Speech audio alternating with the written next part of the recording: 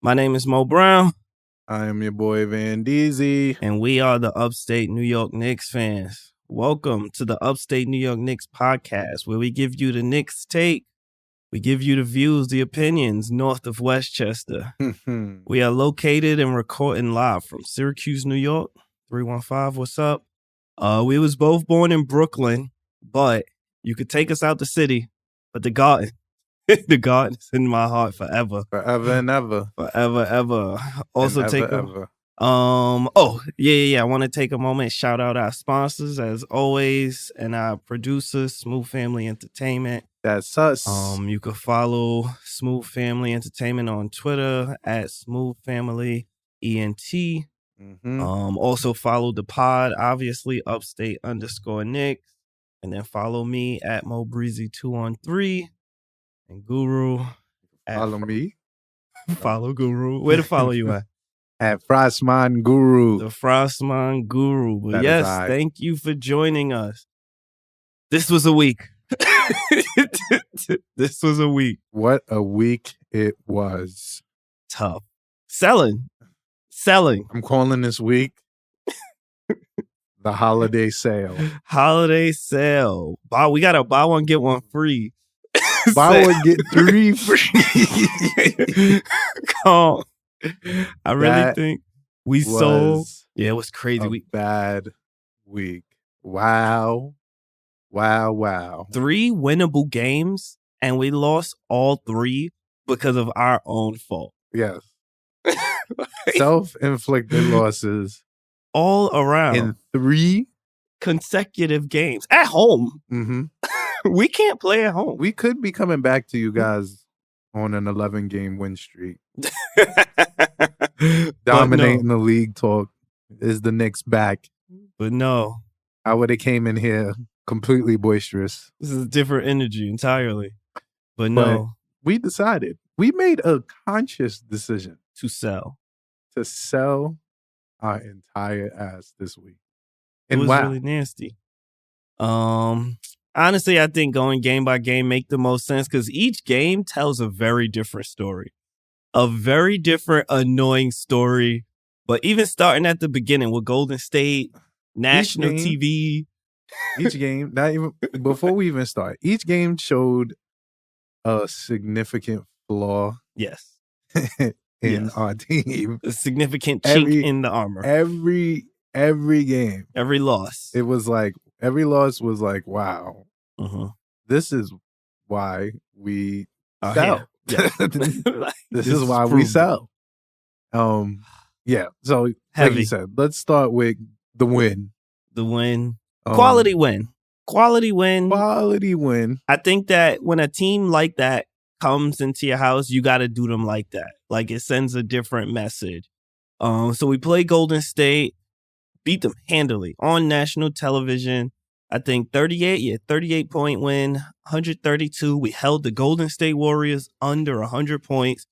I don't care who's not playing. That's hard to do when they got $300 million players on the court. So, I'll tip my hat. Great game all around.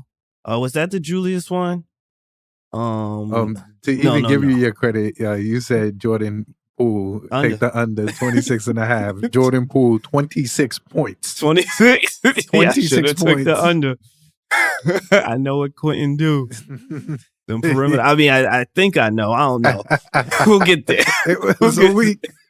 This was quite the week. It was a week. I will shout out from this game. We got Jokic Light was born. And then died 1 game late. 1 game nickname. He got the Jokic Light nickname. He immediately took himself out of the breezy doghouse and immediately put himself right back in. Immediately. It was ridiculous. Frame 1, right away. It was ridiculous for Isaiah Hartenstein. What was the story of this game? I think Jalen Brunson was just better than anybody they had guarding them. And then once Quentin made it hard for Jordan Poole, you could see their offense isn't much else. Yeah. Clay didn't have it going. I'm gonna tell you the story of this game. The story of the game. Break it down. Is him Manuel quickly yeah. off the bench. Yeah. He really at just one point Was 6'6". Yes. You're just pulling. The word on the street. Let's hear it. That rap sensation Ice Spice was in the building. Mm-hmm. And there was an internal him off going off between Emmanuel Quickley and Jordan Poole. Copy. For the heart of one Ice Spice. They had to let her know I am actually him. Indeed. Shouts to Ice Spice. Shout out to Ice Spice, indeed. It was a good game. Like I said, it was a good game for Emmanuel Quickley. It was good to see him get in rhythm, man. I mean, game it was high. time. It was time. Yeah. It was time, Quick. Like, it's time. Like, it's year you're 3. too good of a shooter, my brother. Like, to be honestly a player. Yeah. Like, coming off the bench, especially in the role we have him in, he should be averaging more than I think 13. Yeah, but honestly, Quick be looking type shook to shoot because you know he ain't hit a shot in a minute. But it's like, Quick, trust in the game, trust in the work, brother. Like, you got it. I want Quickly to get RJ's mindset. That's what I want. But there's only one RJ Barrett. Clearly. For better and for worse. Clearly he is one of one. One of one indeed. But yeah, that's pretty. You got anything else from this game? We cooked the champs. I loved it. Quentin Grimes with the game high plus 33. Yeah, we was cooking. That makes sense, yeah. We was absolutely cooking them. Yes. I'm not gonna lie. That roll. This was the 8-game win streak right here, and I was like, okay. Good. I was feeling great. I was feeling phenomenal. I was like, oh man. I think at this moment we were tied for 5th too. Yeah, I seen the irrational confidence starting to build up in me, and I was like, wait a minute. It's time. It might be time. Yes. It might be time for me to get boisterous. That's the other thing too. You guys will hear me say, so the Knicks, we got unlimited assets. Y'all notice we got unlimited assets. Yes. And if you look at good teams, like championship quality teams, they push their chips in at the trade deadline. Sometimes it's going and getting a big guy, but like Toronto went and got Marc Gasol, Boston got Derek White, and you usually can get them for like a first or a second. Like, it's possible. We got a bunch of those. So I think, if we could trade, one draft pick and bring in PJ Washington or somebody that, fills a need, it might be time to push the chips in, because I think we're comfortably a playoff team. Now I don't know. Now we teeter in between playoffs. I feel like as of Tuesday evening, you felt very, very irrational. Yes. You were like, wait a minute.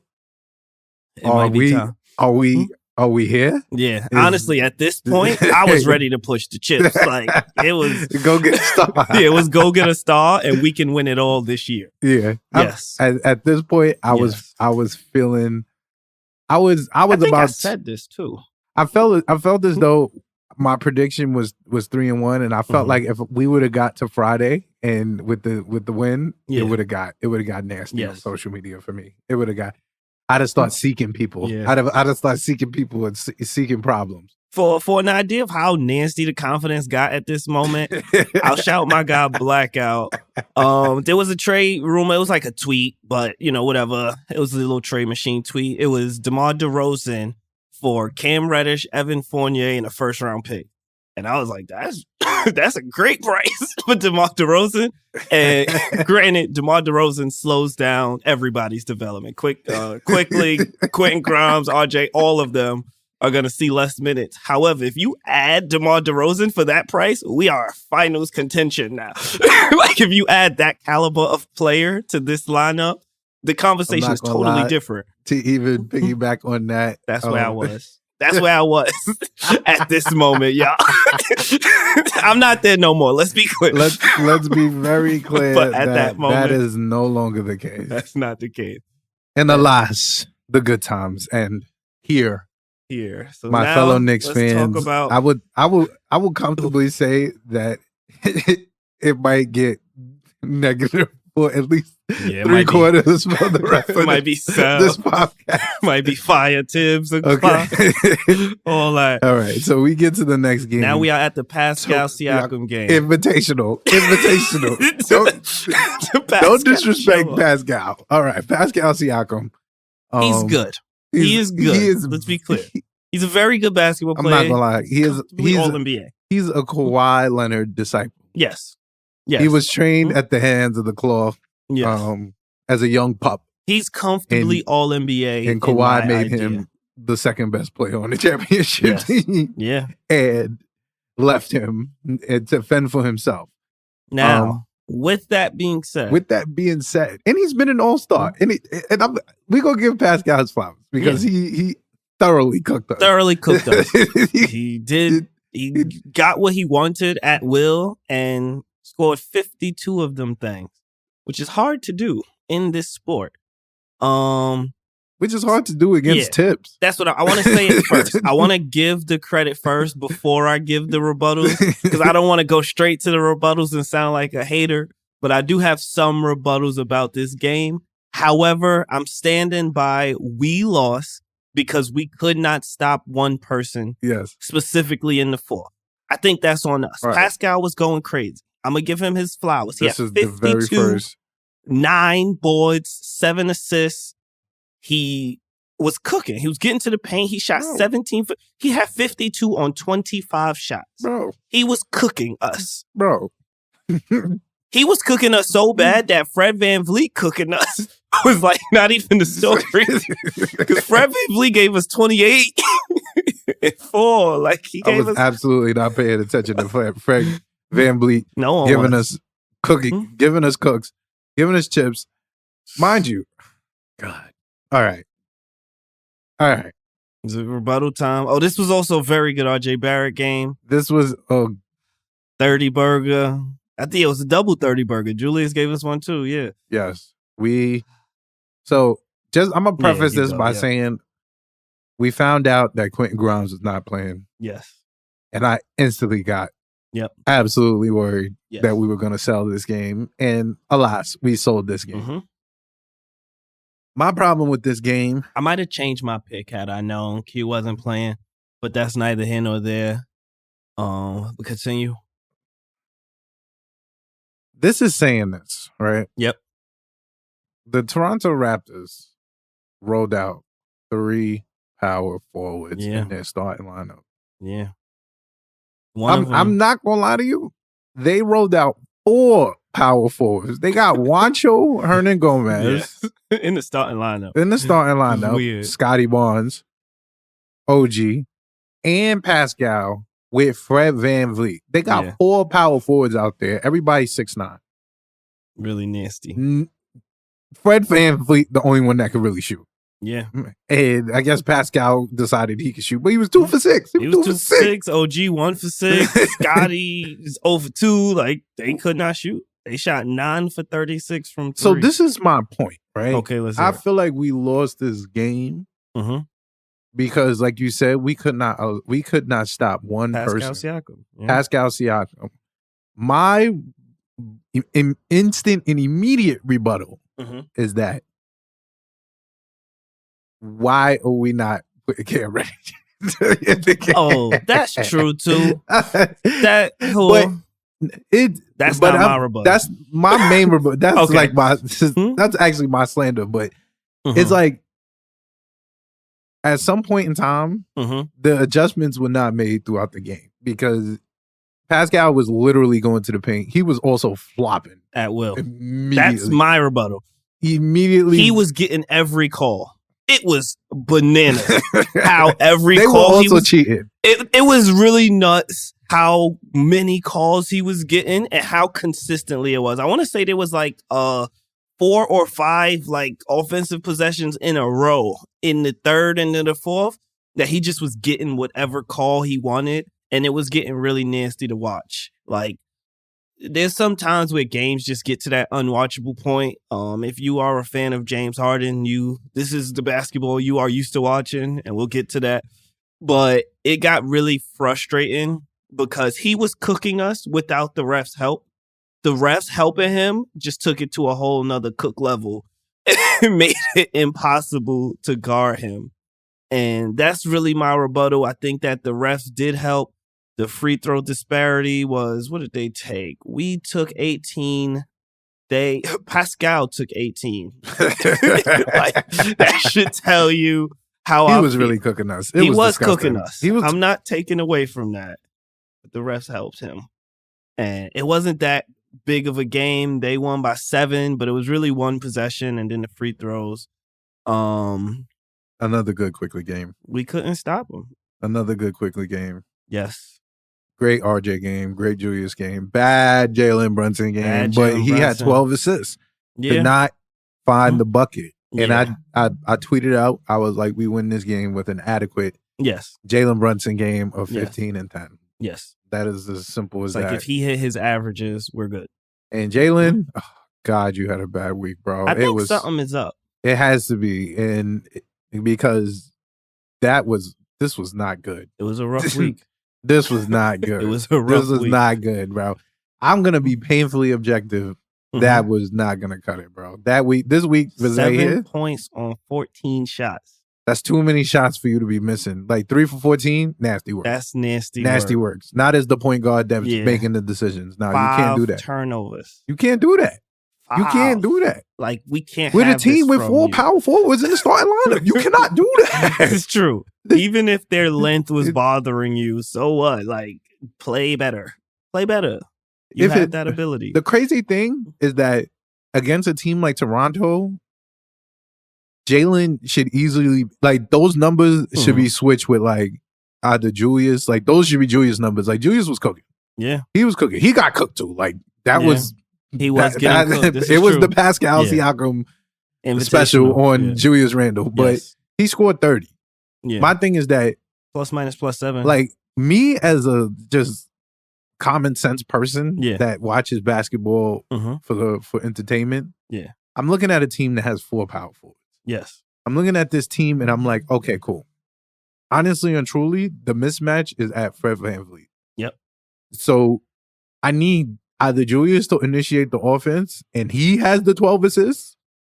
Rowan is not having the 12 assists. No, never. That's not his game. That's just never happening. That's not who he is. The only other person that would be capable of, like, is Julius Randle. Like, even if that's 8 assists or something like that. Like, Jalen just didn't hit his shots. Like, that was just nasty works. It was like quickly hit his shots. Yeah. Like, Mitch is 4 for 4. Like, everybody showed up but Jalen Brunson. Yeah. And that started to hurt my feelings. Yes. That had me in pain. I was very disappointed. That had me in pain. It felt like he was playing bad too.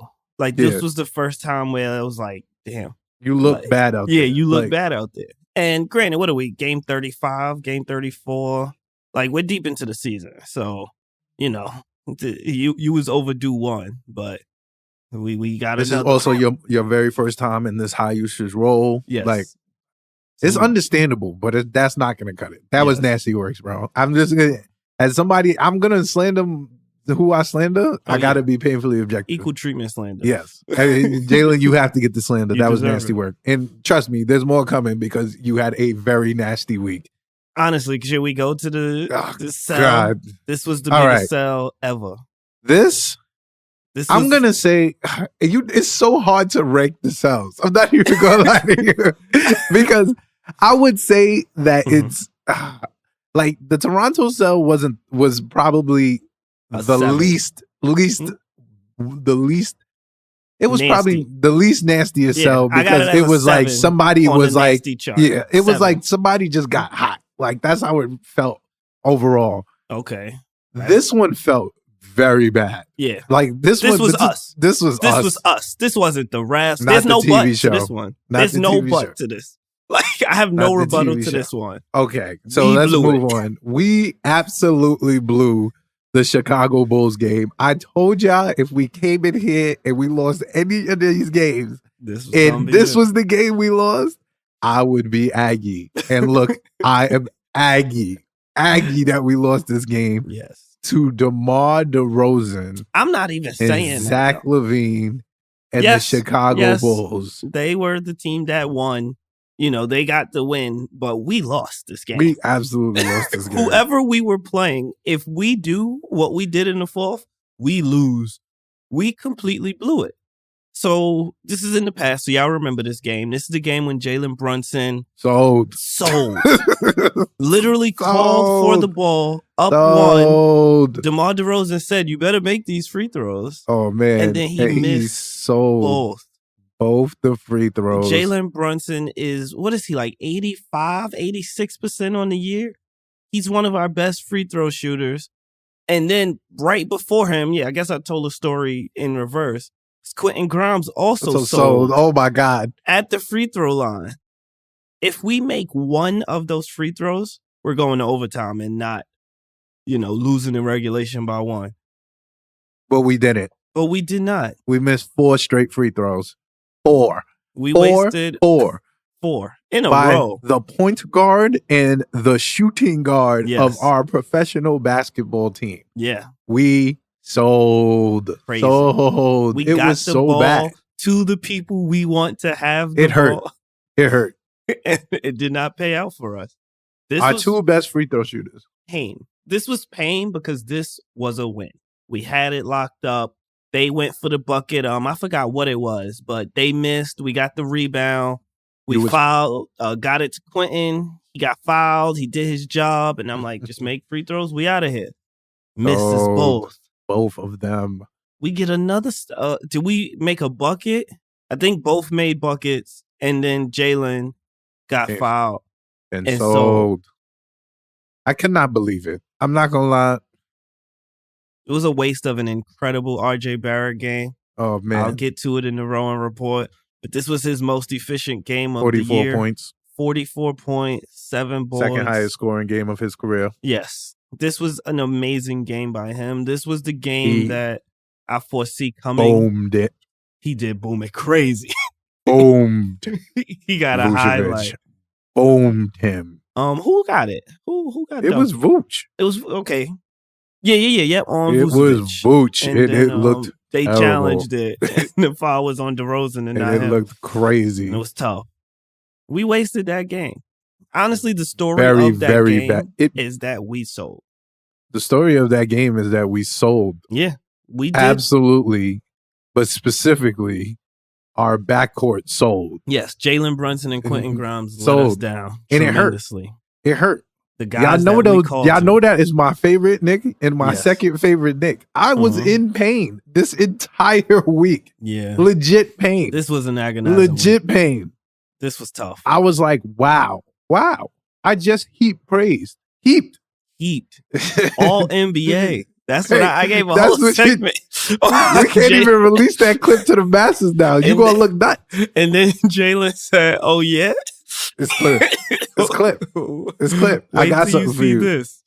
I couldn't believe it. I couldn't believe this game. I could not believe we lost this game. Oh, my gosh. It was really nasty. I literally, Quentin Grimes, brother. That was the other thing, too. The defense wasn't such there. A bad defensive game from him. And I took it as a blip. Mm-hmm. I took it as a blip. Yeah. And I was like, you know what? That was just, out of rhythm game because you just clamped DeRozan and Zach LaVine up. Yeah. Literally. A week before. Yeah. 2 games. They didn't do anything different. I'm taking this game as a blip, the stats and all that, simply because the stats will lie to you because it looks like we played terribly. Like everybody plus minus is minus. RJ even, he was -1. All the starters. The bench really kept us in this game. Great quickly game. Great quickly week. He was doing everything but the shooting, getting in the paint. He was running the second team. He did his job. But if you look at the stat sheet, it don't look like we played that good. But we did enough to win this game. We had the ball in the hands of our best free throw shooters twice. And both times, they couldn't get us one. We sold. It was not that they beat us. Even though LaVine did have 33, even though DeRozan did have 25, it wasn't that. It was that we sold. Not gonna lie. Stop. And it hurt. I put it in the chat. Your man Rowan had some serious disdain for Zach. Yeah. He was cooking Zach up. He was cooking Zach LaVine. He was cooking Zach up. Going right the crazy thing is that Zach wasn't cooking Rowan. He was cooking Quentin Grimes. Yeah. He was cooking up Quentin Grimes. He was like, I remember last week, I got something for you. I got something and then Rowan was literally cooking up DeMar. And he was cooking DeMar. And it was crazy. And he was cooking Zach. And I was like, oh, man, I think Rowan got some serious disdain for Zach. He heard the Zach LaVine rumors and was like, wow. He's like, that's what y'all trying to move me for? Word? Oh, I got something for you. He dropped 44. It was a great RJ game. I'll get to it in the Rowan report, but he got to the free throw line a bunch. He was 6 for 6 from 3. It was a good Julius game, too. Good, yeah. It was a good game. It was a good game. We should have won this game. We should have won this game. We did enough to win. And we just sold. Us selling made me analyze the stats. And that's when I realized Quentin was 3 for 11. That's when I realized Jalen was 5 for 15. That's when the stats was like, oh, you was selling all game. This actually could have been over way before. Way before. But the free throw misses. We wasted 2 good games of RJ and Julius Randle. We really did in Toronto and Chicago. Oh my God. 2 very winnable games. It was crazy. It was crazy. I'm not gonna lie to you. It was disgusting. I despise Chicago. I despise Chicago, that Chicago game. Like, I was so annoyed. I was like, damn, I'm gonna have Christmas Eve. I'm gonna be tight. I'm gonna be in here like, oh man, we got this. But lo and behold, the pain was not over. It was not. We segue into we off to Philly. Christmas Day. Philadelphia in the Garden. In the Garden. Against him. JoJo. One JoJo Embiid. JoJo wasn't the reason we lost this game. Oh man. Controversial take. He had his usual 35. He had 35 and 8. And like, he was cooking us. Let me be clear. He got to the free throw line 15 times. But we lost this game because James Harden decided to be a different version of James Harden. So James Harden decided to be that, but more importantly, long term, Quentin Grimes decided to not be that. He's so another bad Quentin Grimes game. This was his worst week. If I did the Quentin report, he would be getting a D-. This was a bad week. James Harden is not him. I don't care what y'all think. Not even a little bit. What y'all was watching on Christmas, he was getting his files, so he got in the... That's not who he is. He got that because Quentin just would not stop him. And also, Shake Milton or DeAnthony Milton, whoever is... We really got cooked by 2 gentlemen. I can't pronounce their name. Shake Milton and DeAnthony Melton. Nasty. Because they just would not stop hitting threes. To the point that we thought they were the same person on the floor. I was like, why can't Every we time stop somebody, Milton or Melton, was shooting, it was chips. And it looked disgusting. All right, I hated this game for the simple... This was such a nasty game. All right, I'm going to tell you why I really, really despise this game. I despise this game for 2 reasons. Let's hear it. My very first reason I despise this game because we were winning the game for 3 quarters. Yes. With a formula that was working. Yes. The 4th quarter, we decided to absolutely sell. And I just don't understand why that happened at all. I did not understand why that happened at all. That 4th quarter made no sense to me whatsoever. I was literally sitting there watching us sell, and I was like, why are we doing this? What is going on? Why are you doing that? You literally were not doing that the rest of the previous game. The previous quarter, you did not do that. Why did you decide to do that now? Like, it was ridiculous. Everybody was selling as a group. Quentin was selling. He just fouling James Harden. Every single time James Harden has the ball, it was like, why are you fouling James Harden? Like, you know how James Harden plays the basketball. Like, what are you doing? Why is Shake Milton and DeAnthony Melton always getting chips? Then you had George Niang, who they call the minivan for some reason, was absolutely chips. He shot 11 times in the 4th. I don't know if that's true or not, but every time, I saw him miss like 6 of them, but he was wide. Yes, wide. I was like, annoyingly. I was like, yo, James Harden is just going to continue to feed him. He was like, I don't care. And that was the way we lost the 4th, was George Niang taking 11 shots and hitting 4 of them. It was like, come on. Son. It was a really nasty way to lose a game. It felt like they were doing it on purpose, and I started getting mad. I'm not even going to lie. I was like, wow, are they toying with us? The second reason why I was absolutely tight, because I literally said that I feel like JoJo decides when he absolutely wants to start cooking us. Like, And the first half, he was chilling. It felt it felt weird though, did it not? It felt like, yo, why he playing like this? Why he just chilling? Like, I was getting nervous in the first, and I was like, we cooking. Like, Julius is cooking. Yeah. And I'm like, okay. It was a really good Julius game. I got to shout that out, but continue. And I'm sitting here like, okay. Well, why is Joel Embiid just chilling? He got like 12 points. Mm-hmm. And then like 10 minutes left in the third quarter, Joel Embiid just decided, okay. Hold up. It's now time for me to be me. And then he did. Proceeded. And I'm going to give Mitch his flowers. Yes, Mitch did. Because Joe was reading the game, but Mitch was making it tough for him. Tough for him to do any and everything. I want to say there was 3 times where Mitch got the stop and like he would get the strip and JoJo stripped it right back. Or like he would force the miss and then JoJo would get the offensive board. But like Mitch was making him work harder than I've seen him work like in a while. Yes. And I love that. That's what you got to do to superstars. You got to wear them down, throw different bodies at them, you know. It was ridiculous. Like, it was a terrible game. Like, yes. This, in theory, right? In theory, feel me. Hypothetically. In theory. Having 3 bigs to throw at one Joel Embiid should work. Yes. However, these are not the 3 bigs. These aren't the formula for the JoJo stopper. Yes. Mitch is kind of capable. Yeah. Like on a good day, like he's the closest you're getting. Yeah. I would say in our division. In our division, like in the NBA. Whew. Huh? Ooh, the NBA, I think. Just like you can't guard Joel Embiid. He's really good at basketball. Like I'm trying to think who else is like really big and fast. Like AD is fragile, but like he AD would be solid. I'll give you AD. He would probably be the closest to like. I'm not giving you Rudy Gobert. Nah, Rudy he cooks Rudy. Yeah, like, regularly. He's too little. He's not strong enough for JoJo. Puts him on the hip.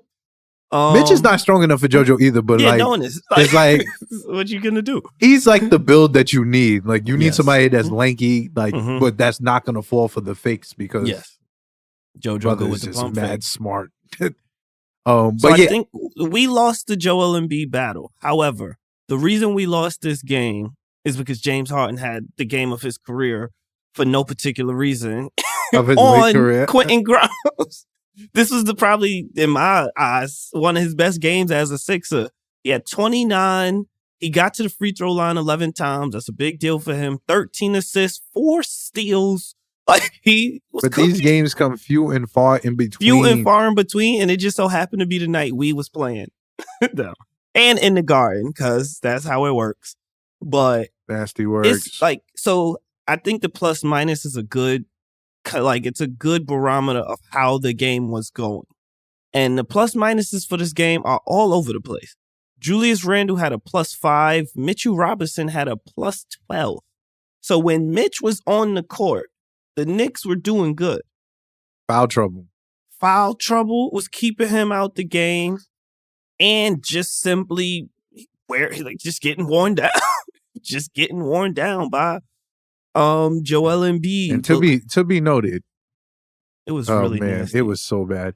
Once Jericho Sims came in the game, it was bad. Like watching this man absolutely cook Jericho Sims was bad. It was like rough. It was rough to watch, and I didn't like it. It was bad television. I did not like it. I did not like watching it. I was like, please, Tibbs, take him out, please, because he's literally just using him, and I'm like, oh, come on. I wanted us to trap fast. We wouldn't do that. Like, we just wouldn't double like that. We kept trying to show double in the paint. I want to showing double. Yeah, don't show double versus double him. Bring 2 people, make him pass. My point is this. Let PJ Tucker beat you. Yes. Like, are you threatened by Joel the assist big? Yeah. No. I'm going to take my chances with him. He can do that. If he shows up to the Garden and puts 20 assists up on Christmas Day, God bless him. Yeah. Shake his hand. Yeah. You set the new record. Yeah. But I'm literally walking into the Garden knowing that Joel Embiid is going to be the passer on his basketball team today. Yes. Because there's no way. I'm not letting you doubling him. I don't care if anybody else could score. Every single time. Literally, just the amount of shots that not Joel Embiid would have taken would have been astronomical. He led the team in field goal attempts. Of course he did. Should not be the case. He took 11. He took. That's 22 not a formula shots. To beat in the 76ers. You cannot let him get 22 shots. You really shouldn't. Like the second he touches it, you need to show a heavy show trap. Yes, and trap we didn't him. do that. We didn't do that immediately. We kept putting folks on the island with him. I don't know why we put Jericho Sims on an island with the soon to be. That's some irrational confidence from Tibbs. I'm sitting here like, yo, what is going on here? Like, why? Do we not know? Like, are we thinking the same thing I'm thinking? I'm like, why are we doing this? No, don't do that. It was really painful to watch. It was pain. I hated this game. There was some good signs. Terrible hard game, by the way. Yeah. Terrible hard game. Terrible hard game. Plus minus 15. Only outdone. I need Obadiah back. Only outdone by Jericho Sims. Plus minus 16. So that tells you all you need to know about the Jericho Sims, Isaiah Hartenstein lineup versus Joel Embiid, which I will get into later. It's really nasty. Nasty works. I cannot believe. Silver linings, really good Julius game. The silver lining bad, not silver lining, the bronze, the dirt lining. So after this game, this was the game after Jalen Brunson sold from the free throw line.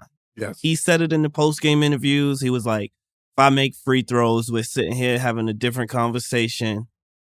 So in my head, what did you take from that? I wanted him to come out and make all his free throws this game because that would have told me as a fan that he was serious. Yeah. He really meant what he said, and he's going to really focus and lock in on free throws. That's what you heard. That's what I heard in the post-game interviews, and that's what I assumed on Christmas Day. Oh, I said it in the group chat. You did. You said I want 0 missed free throws. 0 missed. Him and Quentin. Yes. They both could not miss a free throw to me because they absolutely sold the game before. They did. With free throws. They did. And in my head, I'm like, all right, they probably stayed late, worked on their free throws. That's what I thought. And now they back at it. But Jalen Brunson went 1 for 2 from the free throw line. And you was ready. And that's not the story of the game. The story of the game is Joel Embiid, James Harden came out of nowhere, blah, blah, blah. Julius Randle was good in the first, and then we went away from it for no reason. What a fall. What a second half, truly, but really what a fall. Do that. But really what a fall. God, but terrible. The 1 for 2 from free throw from Jalen Brunson, that probably worries me about as much as his hip. Mm-hmm. Because I know he was as focused as possible and he just missed. Or he did not focus. He lied in post-game interview. Either way, that's not what I want to see. So I'm worried about that. And I hope that don't come up again. As you should be. But if history has told me anything, that's probably going to come up again. All right, so that's the sells of the week, holiday sale, 1 for 3. Sale. We said 3 for 1. You said specifically if we came in here 1 for 3, you would be upset. Are you upset? I am upset. I am upset. So one thing we was doing earlier in the year and I liked about us, so we was mid. But every team we were supposed to beat, we beat. Every team we were supposed to lose to, we lost. We lost to Memphis, beat Detroit. We lost to Milwaukee. We would beat Charlotte. Like, we would beat the teams we're supposed to beat. Yeah. And as a mid team, I think you have to beat the teams you're supposed to beat. Correct. We are supposed to beat the Toronto Raptors. We are. We are supposed to beat the Chicago Bulls. We are. We beat the Chicago Bulls. We did. And then we just sold. We did. And then we got to the free. So like in like basketball, y'all know basketball, but like once you get to the like part where the other team got a foul and you got to make free throws, that means you won. That means you won until you lost. Yeah. And you lost because of you. Yes, because of you. You are the reason you lost at this moment. And we got there. We got to the point where the only thing they could do that made sense was foul. It's literally the first time to surrender. Our best free throw shooter And he just did not make his free throws. He did not. So, yeah, I'm upset. We did not win the games we're supposed to win. We did Golden State, and that's what had me confident. If we'd have lost that game, I don't even know. But I'm nervous. I'm nervous right now. We looking real shaky. 3-game losing streak. So we streaking. We streaking in the wrong We were streaking direction. 7-game direction. I mean, we're seeking 8-game winning streak. Now we are on a 3-game losing streak. About to head out west, and yeah, it's gonna get dicey. I think we play better on the road, and I'm actually looking forward to these road games. I am publicly pleading and advocating for at least 3/4 of the season to be on the road. Yeah. Because we cannot play at home. We can't play at home. Why do y'all pressure the Knickerbockers so much right? Is it that the fans? they so much fans? at home? They just want to fans? bring us pain. They just want to bring us pain. Like, what are we doing at home that we just can't win? Like, we're doing something. We get everybody's best game in the Garden. Yeah, that I and we are selling. That I think does factor in. And honestly, I want to look up if anybody is friends with Elias Stats. I want to see how many players got their career high in Madison Square Garden. Because I think it's a few. I know Melo is one. He was on the Knicks at that time, but I know Kobe had 50 on us. I know D Wade had like 60. Like a lot of people put up a lot of points. Pascal Siakam is the most recent. Clearly the most recent one. He joins the pantheon of career highs in the Garden. So I don't want people playing at home. I think the streak ends. I think it ends during this trip, and I think it ends immediately. But we are streaking in the wrong direction. We are the streakiest team.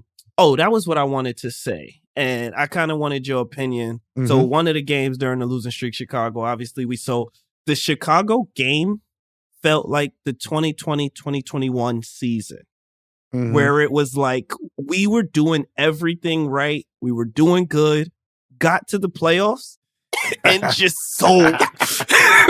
Just sold crazy. Disgusting. And that really went through my head, and I was like, why do we just sell when we have, mind you, we wanted to play Atlanta that year. Like, we did. We sought them out. We was 3-0 versus them.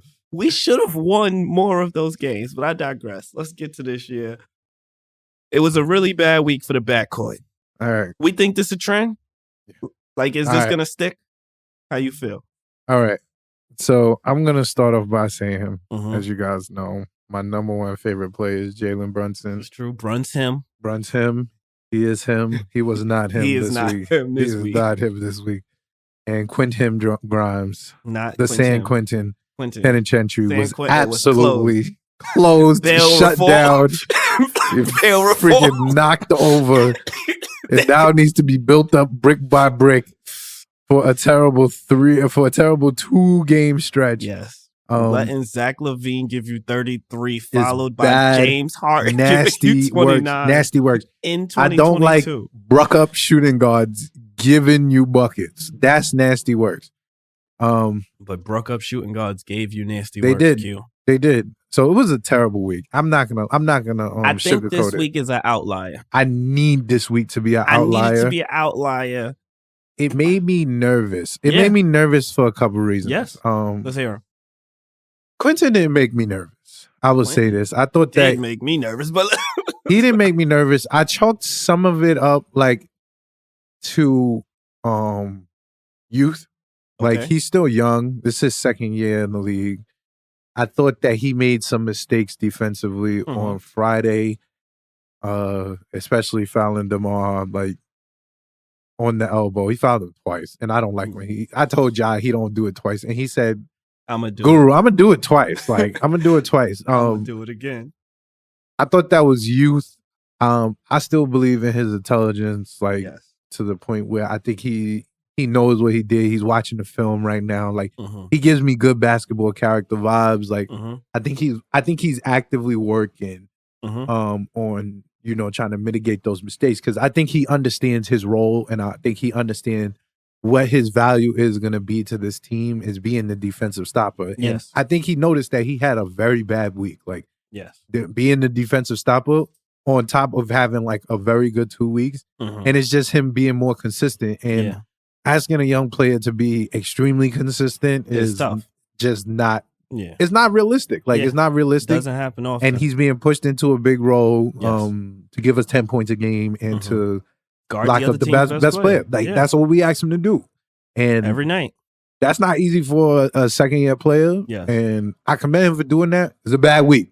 It was a bad week. And you only get like 1 or 2 of these with me, though. Like, Quentin, like, shaping up.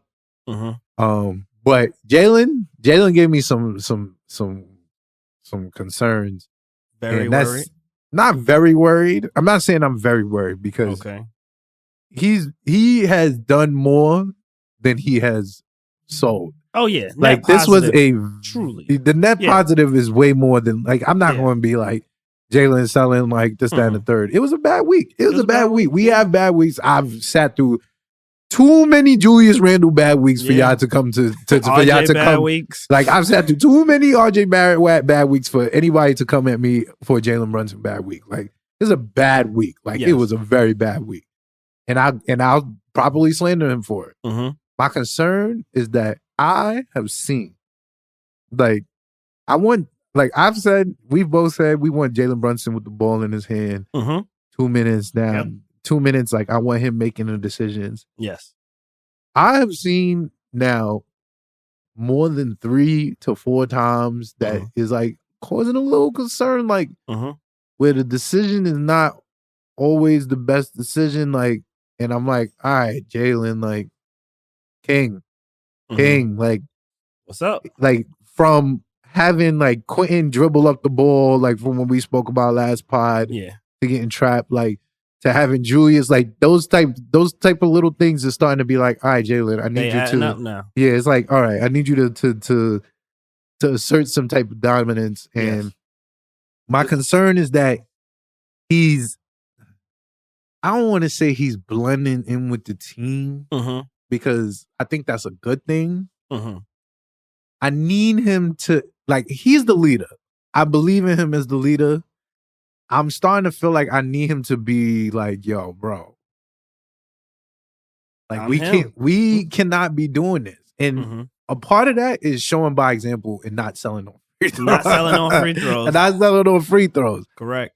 So, like, my concern is, like, I think he's injured. Like, I would say, that's a cop out. I think something's. That's valid because I think even from like the game, he was supposed to sit out a couple games, and he came back immediately. Yep.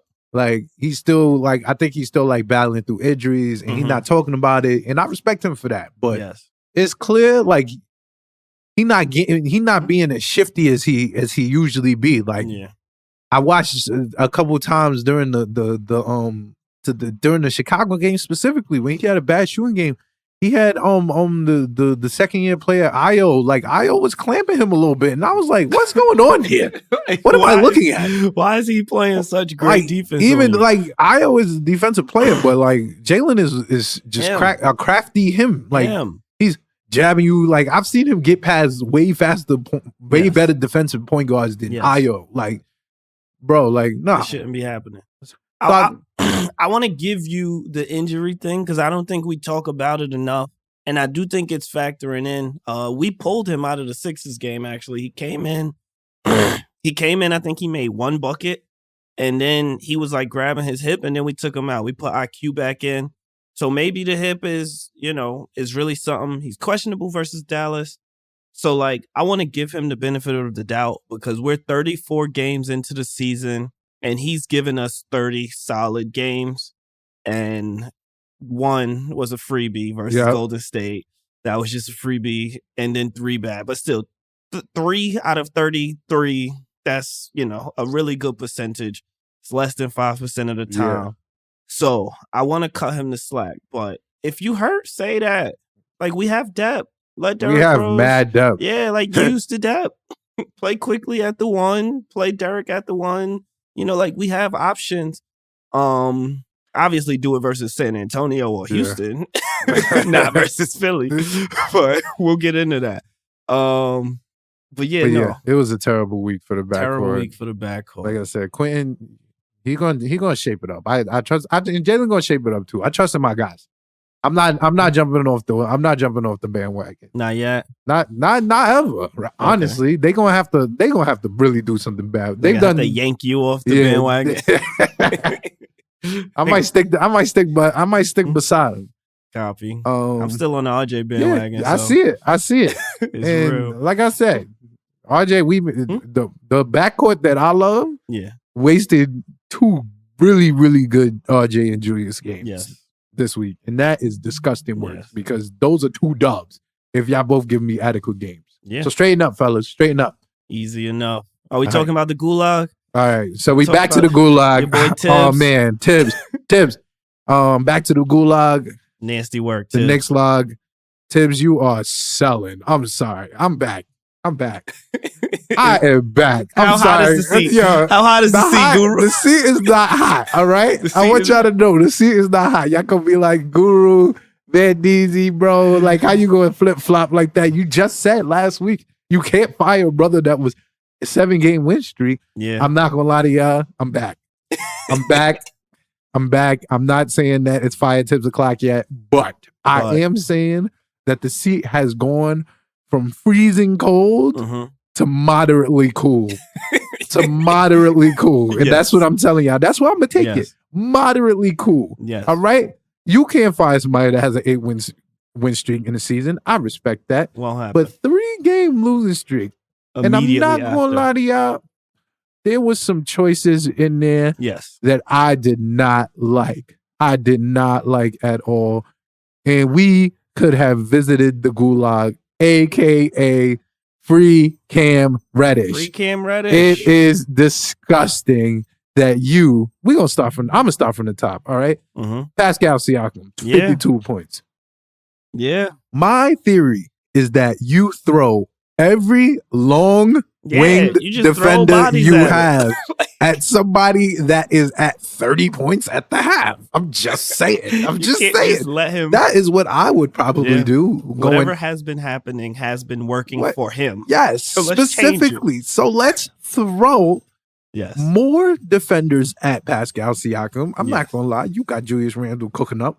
Let Julius cook up, but you got to throw defenders at the brother that's just scoring buckets, bro. Right. And it's not like it was at a point in time he was just the only person scoring, and that's crazy to me. It was just like him. That feels like disrespect. I hate when that happens. I hate when you're looking at the score and like DeMar DeRozan did that to us like one time like 3 years ago when DeMar DeRozan just kept coming down and hitting a bucket. And I was like, why are we just not doubling him? Him specifically score. It's 1-on-5. Like, come on. Like, that's disrespectful. That's like when somebody come in the gym and then he not passing the ball. And you like, all right. Yes. We're just here for cardio. So Tibbs, his seat has gotten warmer with me as well. Moderately cool. Moderately cool. Yeah, moderately cool. Cool to like lukewarm. Like we're still on the cool side. Like we're not firing him, obviously. Yeah, obviously. But here's one of the things that grind my gear. So what was the back-to-back? The back-to-back was Toronto. Warriors, Toronto. Down the stretch of the Toronto game, you could see our guys fatiguing.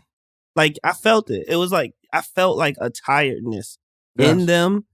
And they were taking bad shots. Yeah, just like bad shots. Even like RJ had, I think 40. Well, no, this wasn't the 40 game. Oh, he had 30. He had 30. This was game. 30. Yeah, he like cooled off at the end too. And like you can't like this is Tibbs. We know this is Tibbs. Tibbs does this. He's done this everywhere he went. Like why would he change up now? But like you just can't play RJ 45 and a half minutes. You can't on the second night of a back to back. Like you can't play Julius and Jalen, who's hurt 39 minutes on the second night of a back-to-back. So you just should not do that. You should play the bench. It's such a poor decision. Yeah, it's just a poor decision. Full stop.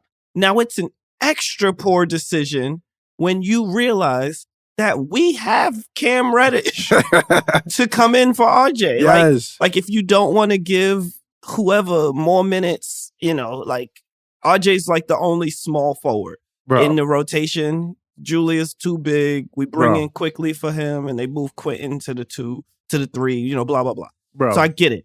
I'm not gonna lie to you, bro. It don't make no sense to me. It don't make no sense. You can't play him 45 minutes. It's not even that. It don't make no sense to me to why did we torpedo our relationship with Cam Reddish? Like, I don't know. It don't make sense to me. Like, I think a 30 for 30 needs to come out on this that. Is crazy. Like, something's up. Like, this whole week I've been thinking about this. Like, watching us get cooked, I'm like, all right, yeah, everybody knows I'm Cam Hive. Like, yep.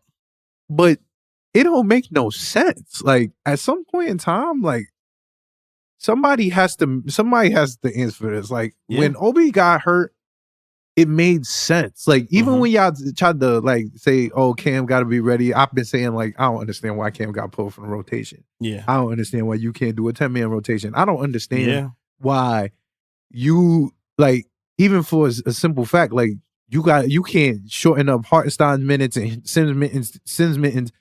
And get Cam 10, some 15 minutes. Like he could get that. Like, he's one of your better defenders on the team, and you play good defense already. Yes. Like, and even if you got him on the men and this and the third, like he's not like, I'm not even trying to joke on Evan, but he's not like Evan where you really trying to get him to trade. Like, he's unplayable right now. Like Jack Rose, like you literally got somebody there that you got evidence will play a good and has been a good teammate in this and the third. And I'm like, why y'all just torpedoed that? Like, at some point in time, it's like, all right. I feel like it's more. It has to be, bro, because I immediately, unless I'm Cam Reddish and I'm like, yo, don't play me no more. And that could be a possible, like, don't play me until you trade me. Yes. If I'm looking at you play this lineup of the Jericho Sims, Isaiah Hartenstein, I need the experiment to stop. I'm sorry. I need the experiment to stop. I don't care what the numbers say. I don't care if it looks good to y'all analytically. I don't care. I don't like how it looks on my eye test. It looks disgusting. Jericho Sims, bro, I love you. I just said in the chat yesterday, if Jericho Sims never used his hands, yo, he could stay in front of everybody because his feet is phenomenal. Yes. But every time you try, like, I see him on that perimeter, he's guarding. I'm like, yo, this man can stay with the joint. But he's literally, he has his hands out, and I'm like, oh my God, they're gonna call the foul. You're gonna hit somebody. Somebody who's smart at basketball is literally gonna run into you and throw their hands up. Yeah. That's literally all you got to do. Your hands are out here. What are you doing? You're just making it too easy. And it's like, you giving him, I respect you giving Jericho Sims. I said, you get Jericho Sims 10 minutes, he might get you 6 points or 6 boards. That's all you need. But is that more valuable than, like, in today's NBA of wings, like, is that more valuable? And even if it's a situational thing, like, yo, I'm a play, like, Jericho Sims is good, but Isaiah Hartenstein is good. Like, if you got to play Hartenstein because you feel like politics and you just paid him and stuff like that. Yeah. Like, why we can't switch out Cam Reddish and Jericho Sims minutes determining on the matchup. Like, that's just what I feel like what smart coaches do. Like, and you know how to massage that. Like, try to tell Cam, like, yo, you got to understand this, that, and the third. Like, you know, Quentin, like, we gonna get you in here though. Like, we don't got Obi here. Like, I'm looking at that. There are minutes out there for him to take. And I'm looking at this like, all right. Because when Obi come back, you sit in Sims anyway. Like, you're not gonna play Jericho Sims over Obi Toppin. Like, that's not gonna happen. So it's like, why I can't be back and forth with Sims right now? Because playing Sims against Pascal and whatnot, like, that don't make no sense. Yeah. Like, that don't make no sense. Setting him up for failure. Playing him against JoJo and B don't make no sense. Like, they got Tobias out there. You could have put Cam on Tobias. Yeah. You could have put Cam on your 2 through your 4. He would have been all right. Milton, whoever's Shake Milton. Like, at some point in time, you got to look at it and you got to be Tibbs and be like, yo, I'm putting my best team out there. Yeah. So my gripe is that, yes, I think that, I just don't think Hart and Sims play well together. There's a lot of times you'll see like Sims trying to space because Hart is in the middle of the zone where Sims belongs.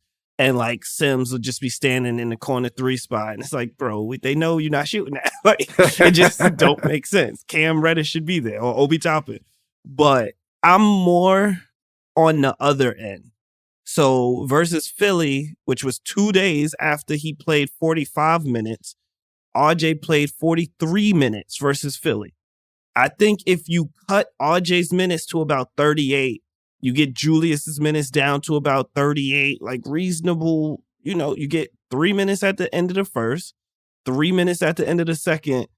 I mean, at the beginning of the second, and that's pretty much 6 minutes. Like, you could do, it's possible to get these minutes down, and you can do it by putting Cam into the rotation.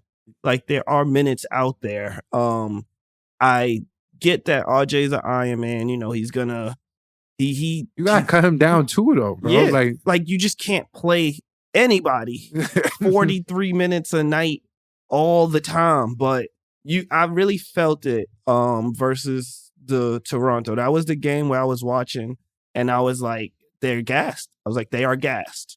And I don't know if we lost because we were gassed. Like, folks just got lazy on defense, but it's because we are playing only 9 guys, and the 9 guys are not getting balanced minutes. Like, if you only doing a 9-man rotation, you gotta cut people down. That means you trust 9 people to play like 20 minutes, like a game.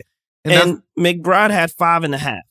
Like, you either got to bring his minutes up, or you got to bring someone else in if you don't trust him to, play at that position. And RJ's a 3, Cam is a 3. It makes sense to put him in there. That's all I'm going to say about that. I think Tibbs needs to get that together. I could see if we didn't have Cam and we didn't have Evan, like if it was Theo Pinson, and it's like you don't want to play Theo. Like, I get that. If it's if you had G League guys on the bench, I could understand that. If you had Farron Hunt and you had those guys on the bench, like, then it's like, all right, we can't really put them in the game. But you got actual NBA players on the bench, like, and you need time to spell your guys. Yeah. At some point in time, you got to be like, bro, like that's my main gripe right now. Like, I feel like we lost because we was tired, like, but it was just like coaching decisions. It was player decisions. It was like. It was a holiday sale. Everybody was selling. Like, it made no sense to me. It made no sense to me this week. It really was a holiday sale. Tibbs decided not to play Cam. Like, play somebody else. Like, play somebody else to give us some minutes or try to balance it out, bro. Yeah. Like, all you got to do is balance it out. You a coach. Yeah. Coach, bro. I do want to talk about this a little bit. The trade rumors. Just who is it? Ian Begley said that we're looking at Tobias Harris. Earlier, Nasty Works. Earlier, Zach LaVine's name came up. There was a rumor that we was trying to move IQ, which I more think is the other way. I think folks was calling and asking about him because he should be starting in the NBA, and other teams probably recognize that. But what are your thoughts? You got any takes on this? You think any of these would be smart? So I think that it's probably important. I think that we should do a trade. I think that doing a trade actually makes sense for us. Because like I've been saying, is that we have way too much duality. And sometimes that's a good thing, but having too much of duality and not playing them kind of limits, it kind of limits us to and puts us in a box. Like, we're a good defensive team now, but if we're not hitting threes, we're not scoring. Like, you get what I'm saying? Like, the offense still doesn't look great. I trade? So I would, like we said, like I would probably trade for a better shooting big than Isaiah Hartenstein. I would probably trade Isaiah Hartenstein for a better shooting big version of him in the deal. Like, I'll throw a second in there for it. I like Jokic light. I do. I think he got the dime game, but Tibbs is not gonna use him the way he needs to be used. And I'm basing this off. I'm literally basing this off the fact that Tom Thibodeau is our coach, and like this is not my own personal preference. Like, I would love Isaiah Hartenstein in the role that he was destined to be, high post, diamond his clear slashers on the team. Like, in theory, it makes sense. You have slashers on the court. You literally could have one of them dive with Isaiah Hartenstein in the post, and one of them pop out. Somebody is literally open all the time because you would have to respect the RJ dive because he will boom on your face. And you would have to respect the Julius dive because he will boom on your face. But we're just using him as a pick and roll big. Like, and that makes no sense. It's like a regular pick and roll big. Yeah, like, so if we're going to use him like that, give me a pick and pop big, please. Yeah, like, if it's going to just be somebody who's going to shoot, like, if we're going to waste his talent, go trade him for somebody else. Like, that's better at shooting. Like, that's my personal preference. Agree fully. If I would take, I'm not taking Tobias Harris. I don't need Tobias Harris. Like, why would I ask for Tobias Harris? I don't need him. Like, RJ's the 3. Julius Randle is the 4. I'm not trading for a worse version of Julius Randle. I don't want to downgrade just for the sake of downgrading. Yeah, I'm not doing that. Like, that don't make sense. Tobias Harris doesn't even have an all-star team. Yeah, like, he's some extra mid. I don't like Tobias Harris. I hope that, honestly, even for a low price, I don't want him because I don't think he really moves the needle for us. And what would Tobias Harris come to New York and do? Yeah. That doesn't make sense to me. Really Will he come off the bench? Like, it's the same. Yeah. It's the same thing. My cousin-in-law was telling me, like, he would trade DeMar DeRozan to come play off the bench, and I'm like, DeMar DeRozan is not coming to play off the bench. Coming like, off the bench. And then he was like, all right, so then trade RJ. I'm like, why am I trading RJ for an older version of RJ? That doesn't make sense to me. Like, that doesn't make sense. Like, he may be better now, but I'm not going to trade for an older version of what RJ Barrett maybe could become. And he should be able to be better than DeMar DeRozan, because DeMar DeRozan hasn't been able to get past the second round. Like, I wouldn't want that. Yeah. I don't need DeMar DeRozan. He was the face of a franchise that you always refer to as LeBronto. Yeah. LeBronto. He was the key. Of the rumors, I will say I appreciate that the Knicks are exploring their options. I appreciate that they're talking. Yeah. Do your job. Explore the market. See who's out there. There's always some disgruntled superstar. There's always, folks looking for a change of scenery. And we know that a change of scenery can work. I'm not taking a Tobias Harris. Yeah, I'm not taking somebody that's on a max contract. Like, that's not like. I don't think we're gonna do that. Just, we haven't done it. If you look at the trades we made, year 1 brought in Derrick Rose, year 2 brought in Cam Reddish. I want to do something like that, but closer to Derrick Rose, where like he was an impact player for us. He was 2 years younger. His knees was 2 years fresher. But I hope we do something like that. Bringing in Tobias Harris, bringing in DeRozan. Give me a backup 5 that could shoot. Yeah. I need a backup 5 that could shoot. Because everywhere is pretty much covered. I got point guard, I got backup point guard. I got shooting guard, I got backup shooting guard. Like, I got small forward, maybe a backup wing. Maybe a backup wing. I would like another wing because Q's hurt a lot. Annoyingly hurt a lot. And if we're not going to play the actual wing we have there, then for no particular reasons at all. Then we might as well, like, who's our backup? Who plays backup to RJ? No one. So if you look at it, RJ's always the first one that comes out. So he comes out early and quickly comes in. And then it'll be Grimes quickly, Brunson. Okay. And then when the subs come in, when the bench comes in, RJ comes back in with them. Yeah. Oh, yeah, he does. He comes in. Yeah. It's him and that's quickly. How he plays 44 minutes. Yes, which is nuts. That's I would like a backup 3. If we're not going to play Cam Reddish, because even if a 3, because even if we had serviceable 3, because even if we had Obi come in, then Cam Reddish would literally be right there. Yeah, at the 3 next to him. I don't know what the strategy is long term for that, but I appreciate them doing their homework. Obviously, I would love to move Evan's contract. I would love to move Derek's contract. I would like to get equal value for them, but give me 2 seconds. We're gonna have to. If we could get 4 seconds, I'll take it. I'll take it. I will take that 4 seconds. Give me 4 seconds for both of them. Yes, because we draft well. Yeah. Okay. Is it time? It is time. It is time for the Rowan Report. Report. So my name is Mo Brown. I am RJ Barrett's #1 fan. #1. I have been his #1 fan since he was in Canada. Followed him there to Duke, where I thought they was going to win a national championship. I really did. They didn't. Honestly, if Zion didn't get hurt, maybe a different story, but I won't go into that.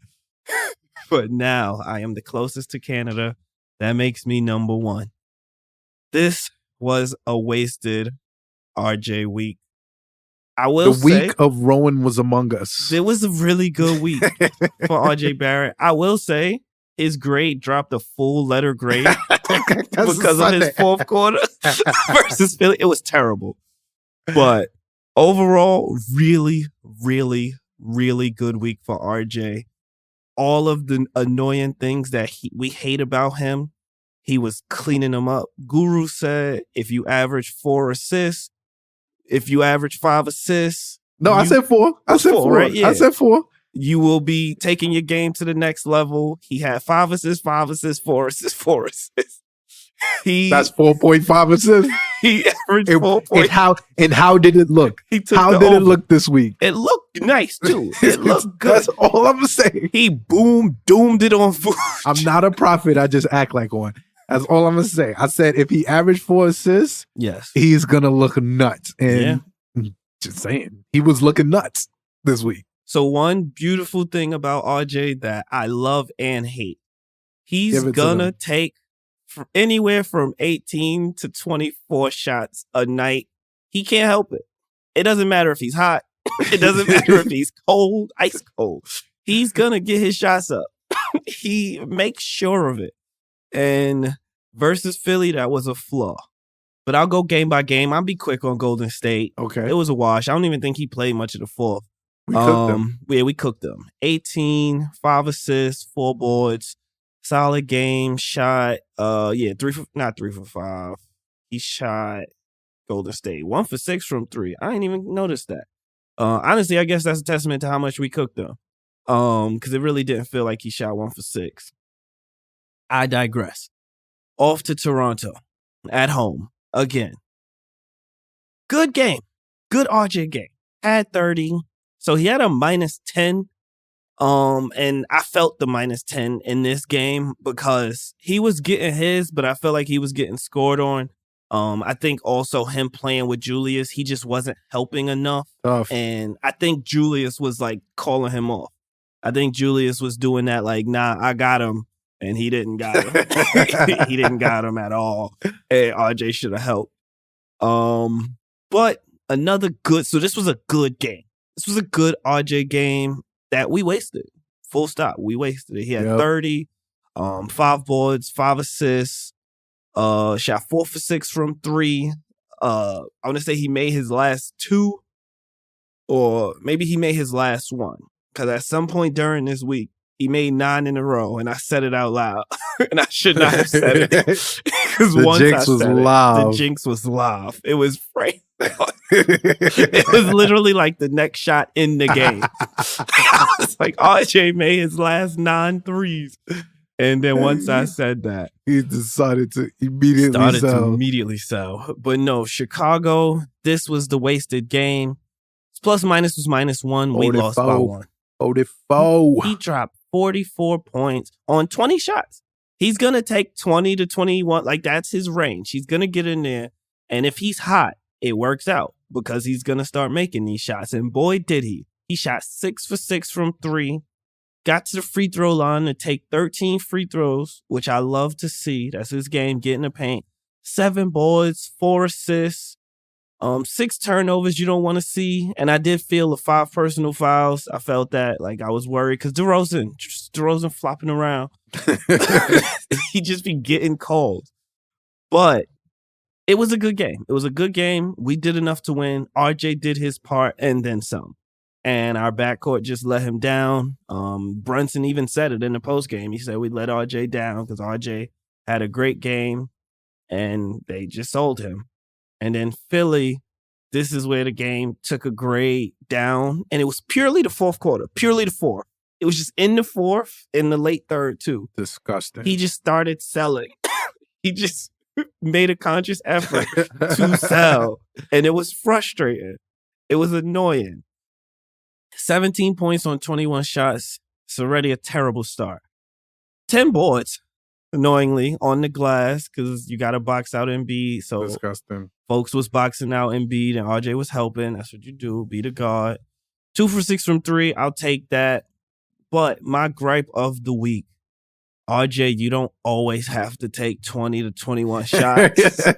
I think he was 6 for 17. Yes, he was. I think he was 6 for 17 at a point, and I was like, this is bad. But, this is going to end poorly. But, we get some good shots. He was just taking bad shots down the stretch. Just bad shots. I can't even sugarcoat it. It was just shots you should not take. Not in the professional basketball game against a top 5 player. 2K was definitely saying bad shot selection. Bad shot selection. He just kept pulling. He just kept pulling. It was wild. Pulling. It was really nasty. I think when Brunson went down, I think RJ was like, well, he's not here. I got to step up. And no, you don't. That's not what I needed from you at all. You played through the offense. You do what was working in the first half. Find your shots through the offense. So, yeah, that took him down a whole letter grade. Overall, I still think it was a really good week. I went B+ last week. I'm going B+. I'm either B+ or A-. I'm leaning more towards A-. I'll go A-. It would have been an A+. RJ did all the right things. He was cooking Chicago. He was getting his versus Toronto. Like, he had a good game versus them. They could not stop him. Boom. He dunked on somebody there too. He didn't dunk on them, but he dunked by him. But I like seeing RJ attack the paint. That's the best version of RJ Barrett. I don't like pull up, phenomenal step back RJ. That's not who I want to see at all. That's not who you pay the ticket for. We even got to see post up RJ. I like who I've been calling for. Yeah, post up RJ the goods. That's a strong boy. Let my guy rock. But yeah, overall I'm going A-. I'll give him the A-. It was a better week. This week wasn't on you. We did not lose these 3 games because of RJ Barrett. It was our backcourt. But we need a whole team performance, and this just shows you we're not there yet. We're not at a point where it's Jalen. So our big 3 is Jalen, RJ, and Julius. We need all 3 of them to play at least good. If one of them plays bad, it's GG. I'm not even going to say that. I need at least 3 of them I need at least 2 of them to play good, 1 of them to play well. Great. Yeah.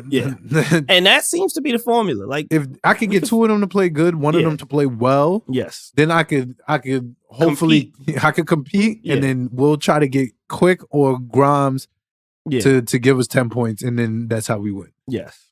But if I can't get that, it's GG's. It's GG's. I think if all of them are good, we got a shot. But if 2 are good and 1 is bad, it's over. Yeah. We just don't have enough firepower outside of those 3. And we playing 9 people. Playing 9 people in a 12-person team. It's really nasty. But yeah. All right. So I'm going to give... All right. So it's going to sound crazy, but I'm going to give RJ an A. Okay. I'm going to give him an A, mainly because I told him that if he averaged 4 assists last week, I would give him an A. And so I felt obliged to do that. And he did that. He did 4.5 assists, and he looked nuts doing it. And I appreciated him doing that. It was consistency too. Because I knew it would. I knew who he could be. Yes. It opened up so much more of his game. It contributed to every good game he had this week. Yep. I'll stand by that because that's what it looked like when you were passing the basketball. Mm-hmm. When you're passing the basketball, people are like, oh, he might pass the ball. He might pass. I can't double. If I can't double in the paint, then I'm going to score basketball points. Yeah. And I'm good enough with my left hand to score. And I'm adequate enough with my right hand to score. Yes. So I'm going to give RJ that. I'm mainly giving RJ an A because although he absolutely, positively ruined the literal 10, Grinch. No, not even that. He ruined 10 great quarters of basketball. Okay. With 2 terrible ones. Yes. For me, specifically. Yes. I'm going to give him an A. Yes. Because, and only because, his backcourt sold him crazy 3 times. Crazy. And that is just not something that I could adequately prepare. Honestly, if we beat Toronto and Chicago, the Philly loss, if we beat Toronto and Chicago, we beat Philly. We probably that's the mindset of losing the way they lost to Chicago was crazy. Because the way I felt was like, I literally said it was the worst loss of the year to me. Like, if I felt like it felt worse than OKC, it felt worse than the first Atlanta game. It felt worse than the Dallas game. Like, it felt bad. Like, it felt like, wow, we really, we won and then we didn't win because we sold. Yes. So the Philly loss wasn't terrible. It was a bad loss, but it's really James Harden went off, which he gets one of those games every 25, it seems, and this was the one. Just in the garden, whatever. You charge it to the game. That one I could have charged to the game if we don't lose to Toronto and Chicago, how we lose like that. because we lost those games like that, then the Philly loss just looked that much worse because y'all didn't learn. No. Y'all went back and said, "I'm gonna do the same thing again." And that is like the goofy meme. Fuck it, I'll do it again. Legit though. Like it was ridiculous. It was frustrating. I dislike that. But yeah, that's the Rowan report. Appreciate y'all for tuning Big in.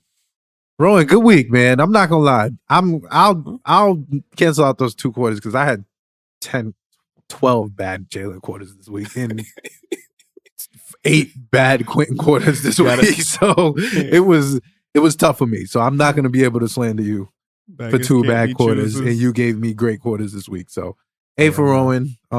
His first A for me at least. Me too. If we could shake off those 2 quarters and we could get back to being Rowan this week as we shift into the previews. All can be forgiven. All can be forgiven. It's that time of the year. It's that time of the year. New Year's is upon us. We are now currently it's the 26th of December. So that means we are literally 6 days away from the Rowan explosion. From the Rowan explosion. I can't wait. So if we can blip those 2 quarters over, because he didn't have a bad game, just a bad 2 quarters. So shake him off, Rowan. Yes. Let's get into these previews. Dallas. First up, Knicks South. We got to play Tim Hardaway Part Jr., 2. Reggie Bullock, Frank Ntilikina. 0-1 against Knicks South. We are coming back again, Knicks South, for round 2 in Dallas. I will say they beat us into a win streak. They did. That was the game that they wanted to fire Tibbs. That's hate, but we'll take it. And so we hoping that we can beat them into another win streak. Let's start it off with Dallas. I am taking us mainly because, as you guys know, our good friend Chase Scott, Money Merch, is a Knicks South fan. And I will never, ever admit publicly that his team is better than my team. That's fair. And I'm never going to publicly take Dallas or Knicks South over the Knicks. So I'm taking that as number 1. But mainly and truly, I'm taking us as number 1 because Julius Randle has the games of his life in Dallas, Texas. And I am expecting the game of his life. Nothing less than maybe a 40 burger. I'm being honest. Yes. Like, I don't understand what happens in Dallas, Texas when Julius goes home, but he always decides to get busy on whoever the power forward is. It was at a time, it was Kristaps Porzingis, and he was giving him the business. Now I have no idea who it is. Will it be Christian Wood getting the business from Julius Randle? Will it be Dorian Finney-Smith? Will it? I don't know, and I don't care. I don't care. Julius Randle, bet the over. It will be. I bet the over on everything Julius Randle too. Like, don't just take Julius Randle points. Take rebounds, points. Take made threes. It's gonna happen, and it's gonna look amazing. There's one thing I will bet again. I will bet on is Julius Randle in Dallas, Texas, or Julius Randle against Knicks South in general. So I'm taking us. I think it's a bounce back game for Quentin Grimes. Jalen, as you said, is questionable. I'm going to say that matters. It matters to me, but I'm going to say I want Jalen to take at least a game off. I want him to take a game, but I don't want it to be this one. If it has to be this one, so be it. I don't think he takes this game off because it's the return to Dallas. I think for him too. I think he fights through it, but throughout this road trip, I need him to take off one of the games. Take one of the Texas games. I don't care which one, honestly and truly, but I think he needs to rest up the hip because it's clearly affecting him. And I think we have, like you said, we have depth for the time being. Like, use it. Just use the depth. Like if we understand and we are a basketball team and we know we have 12 players and you know that 3 players are not going to play, like, use the depth. Like, that's what we have it for.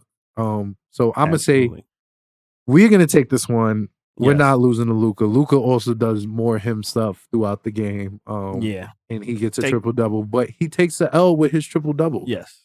So, I got us winning a lot of stats, like you said. Julius, I just don't believe in the rest of the Mavericks. Never will. I like Spencer Dinwiddie. Spencer Dinwiddie is solid. I wanted him on the Knicks once upon a time. Yep. I don't believe in Tim Hardaway Jr. Never. And he had a good game versus the Lakers in their last time out. So he's not good for two. He's not good for two. On Tim Hardaway He's Jr. not good for two. They have Reggie Bullock playing significant minutes. That's a problem to me. They have Kemba Walker playing. He's hurt right now, of course, because he's obviously. Love you, Kemba. Love Kemba. Let's be clear. Love Kemba, but you always hurt. But outside of Luka Doncic, I don't think they have enough firepower. I could see Bertans getting loose just because we like letting random folks shoot our lights out. That's just our thing. But yeah, I got us comfortably too. I got us by like 5 or 6 in Dallas. I'm not gonna lie, I got us by like 10 points. I'm not gonna bet the 10 because that's loose. But I got us by 10 points. I think that we are coming off the Christmas Day game, and I think we're mad. I think we're upset. I think we understand that we had a bad week. I don't know if we had a Christmas team dinner or something like that, but I would love for us to come out firing. And because we play better on the road, I'm glad that we're getting away from MSG for a week. Yes. I think that matters. I think that matters we a lot. are just a good road team, and we can get together on the road, and we don't have the distractions of New York. Yeah. And I think it worked both ways. I think other teams are hyped to play in the Garden, and I think our fans just hate Julius. They hate like so much of our players that it factors that way. So it's like a double whammy where you don't get neither of those on the road. So game 2. Game 2 at San Antonio, actively tanking. I don't know how they're getting away with just beat Utah tonight. They did beat. Oh, they playing us. They play Utah. Yep, on Monday. Mm-hmm. Still actively tanking though. Yes, they are in the Wembanyama Bowl, and rightfully so, because that brother is the one. Yeah, that is a very him guy. Yes. They're actively tanking. Yes. That goes with us to say we shouldn't lose to actively tanking games to teams. So I'm taking us as a win. Yes. They got good players though, like Devin Vassell. Mm-hmm. Solid. He's a solid player. He's doing well for my fantasy team. Okay. It's good to know. I don't even follow it like that. Yeah, Keldon Johnson. I know Keldon. He's solid. They got Dougie McBuckets giving them 20 minutes a night. That's disgusting. And that is active taking. That should be investigated. Lose a draft pick. And I love Dougie. I love Dougie McBuckets. Always a Knick. Once a Knick. Shout out Dougie McBuckets. Bring Dougie back. Do y'all remember? Honestly, Doug McDermott might. Yeah. Bring Dougie back. We need a shooting veteran presence. He shouldn't be doing 20 minutes on the active taking team, though. That means they put him on broad. They need to look him up. Honestly, I also think they're tanking because if you look at their minutes distribution, I think Keldon Johnson is averaging. He's their best player, at least I think he's their best player. He is. And he's only averaging like 31, 32 Disgusting. minutes. He's active take. The active take. They are not playing him because they got to get Dougie McBuckets a look. But like you said, a team is actively tanking. You have to win that game. Full stop. I won't go more in depth. I want that game. Well, I need all these games. I'm not gonna lie. I need all these games. I'm pretty sure I got us at 4-0 this week. No. It's 5 this week, and there's a loss, but there is a loss on the schedule. We'll get to it. Next up, another actively tanking team. Houston Rockets in Houston. Tickets as low as $17. I knew you would look it up. Every time. I don't understand how y'all are real places. I'm not trying to slander. I know it's a lot of the world outside of New York, but y'all got to understand how low $17 to watch a professional basketball game is. That would be considered a cheap date. Like, think about $40? You in the arena?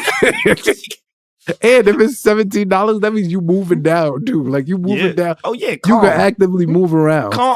You can say whatever you want. They probably don't even have ushers working. They can't afford to pay ushers. No way. Tickets is $17. It's not a chance. But no, so we got Houston, Jalen Green. Jalen Green might be something. I like Jalen Green. I like Jalen Green too. He's a nut. But he is a nut. You know, those are my guys. He's a nut. But I like Jalen Green. I like the way he scored. I like the way he scored. He's a scorer. Nice game. Scorer. I think they need a point guard. I like Kevin Porter Jr., but I think he's not the point guard. He's not him. He's just. I mean, I understand. Like, he's big and he's capable of passing the ball, but I think he's a scorer. I think he could really get busy. I think they will have mad help, and they just had a rumor that James Harden thinking about going back. Oh yeah, nasty works. James Harden if you go back. Oh man, they better slander James Harden if you go back. He trying to I said it. I ain't say it in the Knicks chat, but I think Harden is reading the tea leaves, and he think that Houston about to get Victor. Yeah. He want to take his chances over there in the West versus in the East with all these juggernauts like Giannis and Boston. They said everybody else was getting old over in the West, and I left. That's my conspiracy theory. But, I love that. Yeah, I just think another tanking team. Who they got getting minutes? Like, they just have players. No, the big man, Sengun. Yo, I like him. I don't remember his first name, but it's like Alpreet Sengun. Tell that man I said keep banging. Nah, he needs to be keep banging. I don't know him. Nah, he cooking though. He's just solid. Okay, nah, he's solid. He got. I think he averaging like 15 and 10. 15 and 10. Like he's hooping. Yeah, he's solid. He hooping. Kevin Porter. He dunked on Dragic today, and it looked kind of nasty. I'm not gonna lie, he wilded out on Dragic. Eric Gordon, a name that always come up. Trade rumors. I wouldn't be mad at Eric Gordon. Yeah, I wouldn't hate that, man. Like, if we could just do him for Evan, because they both got terrible contracts. That's facts. I think Evan's got 2 years on it though. I think Eric is this year. Eric is Eric. Is it like this is? Yeah, he's expiring. Yeah, he's expiring. So they probably will want something. Cause they want a first for him. Yeah. They going to want a late first for him. And I'm not giving that up for him. No. Maybe Eric one of those unprotected Jones that Utah wasn't trying to get at all. Not unprotected, the protected ones. Yeah. Utah didn't want to hear that.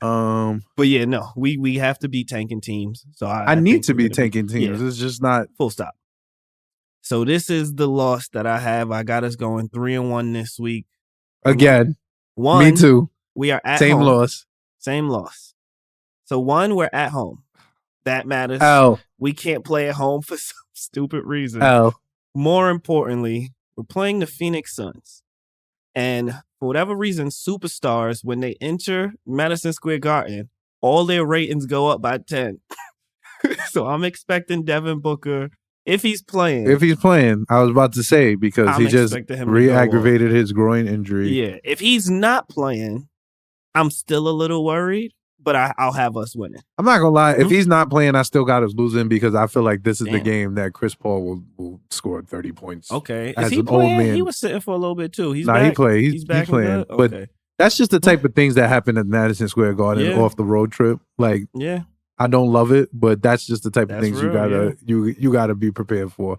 I will say this may be the very first game of MJ Barrett of the new year, 2023. Yeah. And that could factor into things. Yes. I don't believe in DeAndre, and I feel like you guys have told. I feel Honestly, like I've told you guys. That's a plus us. I think. Mitchell Robinson.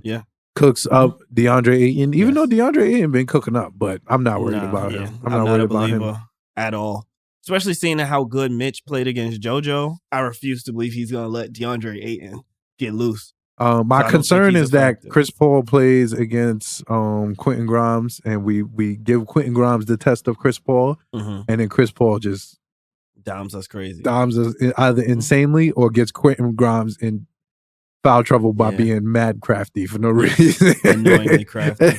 And that's just gonna piss me off. I'm gonna be very aggy at that. I want to take us on this game. I want to take us too. They're bad on the road. Like, they're not a great road team. It's the Garden, though, man. I'm not gonna lie. It's the Garden. It's the first game of the year for them, and it's the first game of the year for us. Like, check to see if they on a back-to-back. If they on a back-to-back, I might take us. If they not on a back-to-back, I'm definitely not taking. So I will say, if they don't have no Devin, I think I'm going us heavy. Like, even with Chris, because I could see Chris going off, and we just, we got more power. Like, we could get over that. Mikhail versus Julius.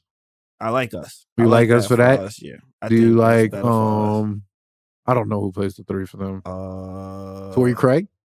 Yeah, Torrey Craig. I don't think he's a solid basketball player. I don't think he's bad at the sport. They are not on a back-to-back. They got New Year's Day off. Mm-hmm. They got New Year's Eve off too. Oh yeah, and that's an afternoon game. So they will have the whole weekend. They will be rested. They'll be coming from Toronto. They're in the middle of a 6-game road trip. Yep. They're gonna play in Cleveland right after they play us. If y'all want to go see them in Cleveland, they start at $25. Going to ESPN. But no, this will be the loss, and I think the story will be that Chris Paul, if it's a loss, Devin Booker's gonna outplay RJ. I do think we get a good RJ game, yes.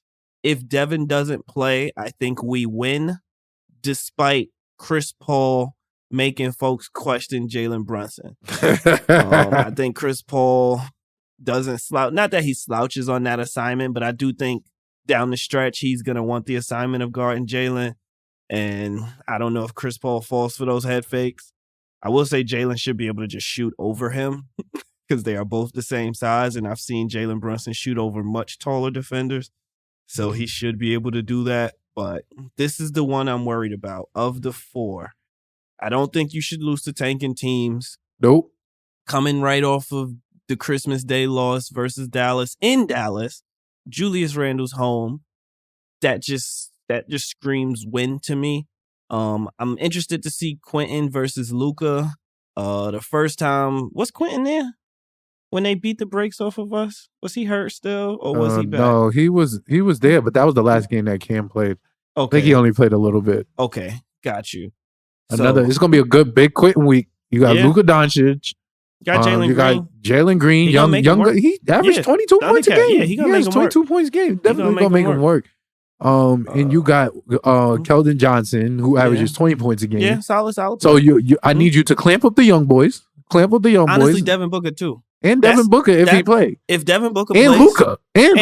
And Luka. I think if Devin Booker plays and Quentin is the Quentin that I know he can be, I think that's a game where like folks are like, okay, this might be somebody, because I think he's there. It's just a matter of consistency for me.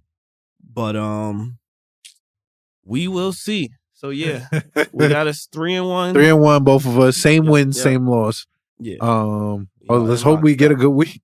Let's hope we get a good week. We are in lockstep. But let's see. We got any Knicks for clicks this week? It is time. I don't have any Knicks for clicks. Y'all have been annoying. Like, y'all Knicks Twitter overall has been the annoying. Agenders. Yeah, the Agenders have been out this week. They couldn't wait for us to lose. They could not wait for the win. They literally was hyped. They were like, yes, now trade everyone. They had them drafted tweets ready to go. They was in the tuck. They was ready. And I love y'all. That's y'all agenda. That's how y'all, build your brand, whatever, do you. But for me, it's just really nasty rooting against my team. I seen some of it on Christmas Day even. I saw it. And I want to say the Golden State game when we was cooking, one of the agendas was complaining that Reggie Miller was being too positive about the Knicks. He was like, Reggie don't watch enough Knicks game. Julius really not like this. And I'm like, word. Reggie Miller is a notorious Knicks hater. And he was giving us props. But you a bigger hater than Reggie Miller? That's not it. You shouldn't be a fan if you're a bigger hater. Okay. Reggie Miller. All right, my Knicks for clicks is here. Let's hear it. I got it. All right. It's from Robin Lundberg. Mm-hmm. If you know who Robin Lundberg is, he is not a Knicks fan. He is a reporter. Okay. For the New Jersey Nets on the Yes Network. Okay. So Robin said, oh, God, and this is going to seem like hate because it is. I think the Knicks should be in on Zach LaVine. Ugh. Ugh. Now, there has been nasty. So this is a nasty take. I'm not even going to lie to you. I do not understand at all the agenders, apparently Knicks for Clicks, Robin Lundberg. Like, what is the fascination with getting Zach LaVine to the Garden so much? Why would y'all think? Like, Zach is probably a good person. Mm-hmm. Like, I mean, I don't love his game, but he's probably a good person. Like, do y'all think that we want Zach LaVine? Like, who keeps saying that? Like, I want to know who keeps saying that. Who keeps going, yo, you think it will be the one for Zach LaVine? The Knicks. And it's nasty Knicks fans out there that just want stars, just want people to be. They want to win jerseys. They want to win. Not even that, but like I said earlier, in this season, like, I want a star. I'm publicly advocating for a star. Zach LaVine is not the star I want. He's not a star to me. Like, he's not the person I want. Like, and that's why I think, like, and that's why I don't like to be bunched in with agenda Twitter, because I am an agenda guy. But y'all not gonna sell me on Zach LaVine. Y'all not gonna sell me on DeMar DeRozan. Y'all not gonna sell me on these players that I'm not doing it. No. I'm not doing it. So when I see things like when y'all throwing trade ideas and y'all got the trade machines in this, that, and the third, yes, that's cool. Yo, you know who we should be getting on. Like, make it make sense. Mm-hmm. I'm not spending $45 million a year on a player who has injury history, who is low efficiency, high volume shooter. Like, and I have 2 of those already. Like, I don't need more than one, honestly. Yeah. Like, I need one of my 2. I need one of my low efficiency, high volume shooters to become high efficiency, high volume shooters. At least one of them. At least one of them. What happened? So when y'all throw around the Knicks for Clicks, like, and I see a lot of it with the bad trades, and I will group them all into this, like, not to even make this sound like I'm coming at Robin, which I am, because that was some hater shit. Like, don't try to explain the Zach LaVine take to me.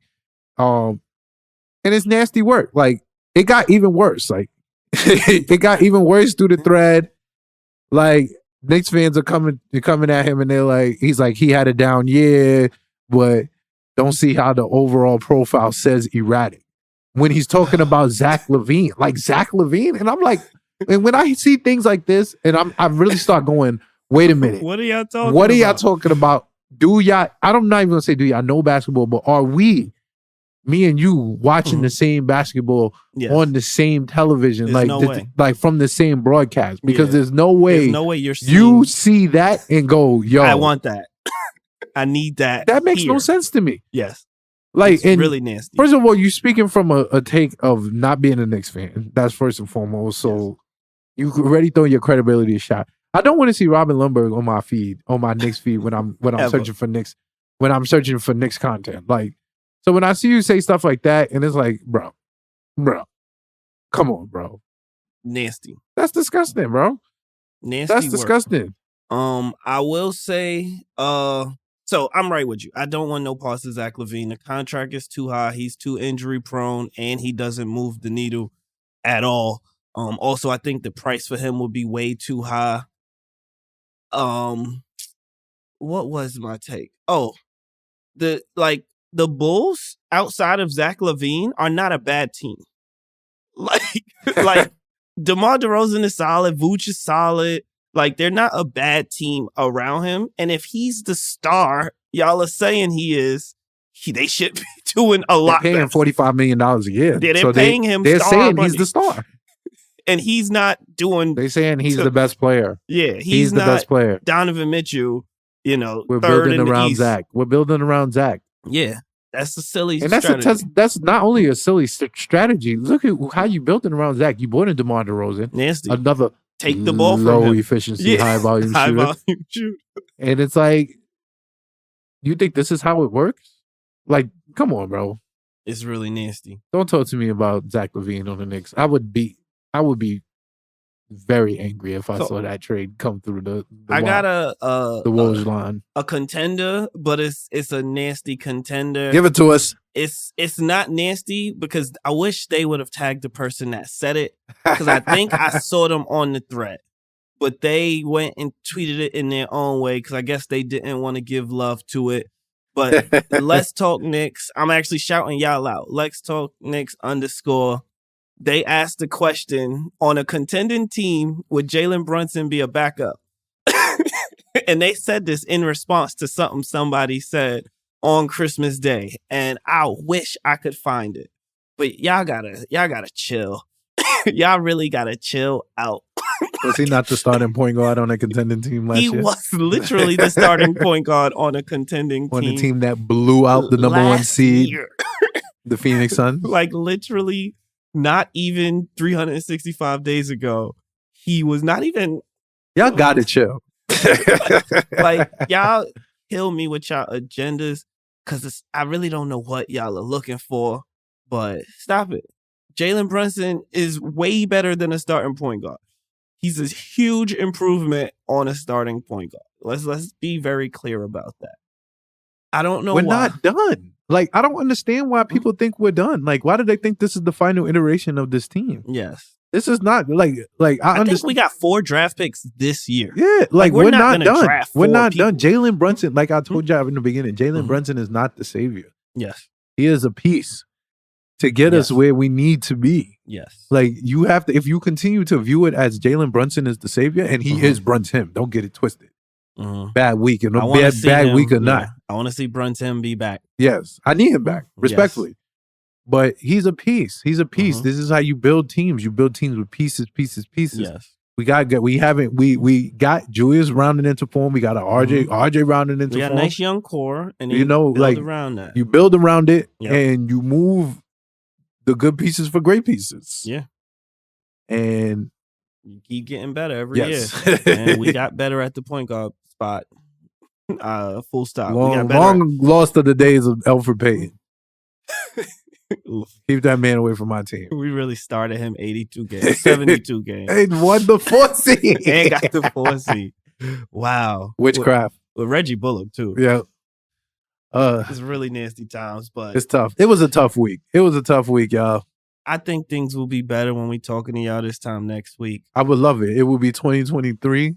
It will be next year. This our last shooting of the year. Will they see this by the end of the year? Will this be out by the end of the year? It will be. It will be out by Thursday. Okay, so y'all seeing this Happy New Year. Y'all be safe on New Year's Eve. Remember, if you're not feeling it, catch an Uber. Catch the Ubi, even though it's mad bread. No cases, Ubers are expensive, but just pay the bread. Cheaper than lawyers. Let me tell you, I had to pay $100 for an Uber than $10,000 for a lawyer. Ubers are cheaper than lawyers. Yes, that is a gem. Enjoy yourselves. Yes. But keep watching the Knicks. This has been the Upstate New York Knicks podcast. My name is Mo Brown. My name is Van Deezy. My guy Van Deezy. Thank y'all for tuning in. And follow us. Shout out our producer, Smooth Family ENT at Smooth Family ENT on Twitter. Yes. Follow us, Upstate _ Knicks. Yep. Pretty much everywhere. Yep. Instagram, Twitter, TikTok, all that good stuff. Come join the Facebook group. We actually having mad fun in the Facebook group. Yep. Folks posting the memes. I appreciate that. We love that. Love community. Keep joining the group. Community. We got the chat going now. I won't be in the chat. I can't do 2 Knicks chats. I respect it. I'm holding it down. I'm holding it down for both chats. Shout out to the Knicks tape chat always. But the Upstate, we're gonna try to get the Upstate Knicks fan chat on and popping, and then maybe we could get Breezy in there one day. But give us y'all takes, man. We need the takes. Yes. Need it.